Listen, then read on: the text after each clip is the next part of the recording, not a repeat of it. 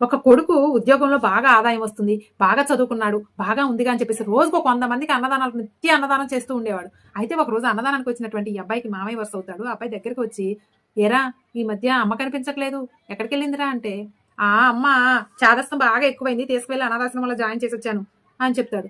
"అరె! ఏంట్రా నిత్యం అన్నదానం చేస్తున్నావు? తల్లికి ఒక్క ముద్ద పెట్టలేకపోయావరా?"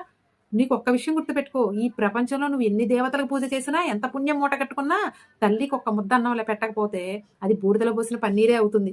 అయినా నువ్వు ఇలా చేసి అన్నం పెడుతున్నావంటే నేను అన్నానికి కూడా రాకపోదునురా అని చెప్పేసి చేదరించుకొని, అతనికి గట్టిగా బుద్ధి చెప్పి, ఛీ! నువ్వు ఒక మనిషివి, దేనికిరా నీ చదువు? దేనికిరా నీ ఉద్యోగం? దేనికిరా ఇదంతా? ఏమన్నా ఉప్పు, ఉపకారం ఉందా? అయినా నీకు చాదస్తం పెరిగింది, విసిగిస్తుంది అంటున్నావే. నువ్వు చిన్నప్పుడు ఎంత పక్కతడిపి ఉంటావు, ఎంత చీర గలీజ్ చేసుంటావు, ఎంత నిద్ర లేపి ఉంటావు, నిద్ర లేని రాత్రులు ఎన్ని గడిపుంటుంది?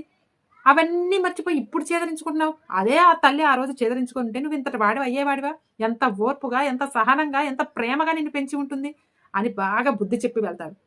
ఇక అతనికి తెలిసిన తప్పు తెలుసుకొని ఆశ్రమానికి వెళ్లి చూస్తే తన మంచం చుట్టూ కూడా జనం కూడి ఉంటారు. తీరా వెళ్లి చూస్తే చివరి చూపు కూడా నోచుకోకుండా తల్లి చనిపోతుంది. అలా తల్లిని అలా ఆ పరిస్థితిలో చూసేపటికల్లా కొడుకు కుప్పకూలిపోతాడు. కానీ నిజం చెప్పనా? నిజంగా తల్లిని మించిన వాళ్ళు ఈ ప్రపంచంలో ఎవ్వరూ లేరండి.